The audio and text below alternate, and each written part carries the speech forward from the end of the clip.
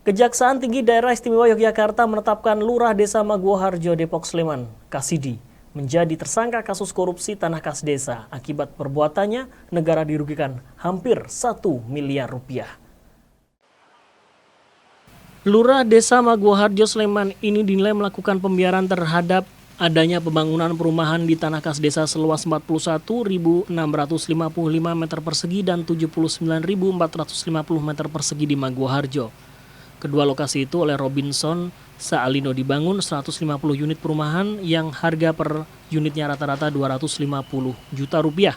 Padahal pembangunan perumahan oleh PT Indonesia Internasional dan PT Komandi Bayangkara Nusantara, perusahaan milik Robinson, tidak mengantongi izin dari gubernur. Akibatnya negara dalam hal ini adalah Kelurahan Maguwoharjo dirugikan hingga 995 juta 120 ribu rupiah. Dalam kasus ini, Kejaksaan Tinggi DIY juga menetapkan Robinson sebagai tersangka, padahal Robinson kini juga harus menjalani pidana selama 8 tahun dan denda 400 juta rupiah karena juga membangun perumahan di atas tanah kas desa tanpa izin di Desa Catur Tunggal. Penyidik pada perkara tindak pidana korupsi dalam pemanfaatan tanah kas desa di Kelurahan Maguwoharjo menetapkan 2 orang tersangka, yaitu 1 RS selaku Direktur PT Indonesia International Capital dan pemilik PT Komando Bayangkara Nusantara. 2 KD selaku Lurah Maguwoharjo.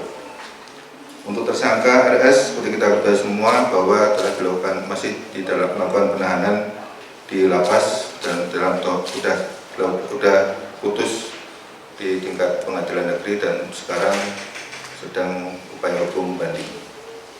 Dan untuk tersangka KD, yaitu Lurah Maguwoharjo, dilakukan penahanan kota karena berdasarkan surat keterangan dokter pada Rumah Sakit Wirosaban menyatakan bahwa yang bersangkutan memerlukan kontrol rutin dan cuci darah sebanyak 2 kali dalam seminggu di Rumah Sakit Islam Yogyakarta BDHI Kalasan Yogyakarta. Lurah Maguwoharjo itu kemudian dikenai tahanan kota dengan alasan kesehatan. Kasidi harus menjalani cuci darah sekurangnya 2 kali seminggu. Kasidi dan Robinson Saalino dijerat dengan pasal 3 ayat Jungto pasal 18 Undang-Undang tentang Pemberantasan Tindak Pidana Korupsi. Adam Jogja, TA TV.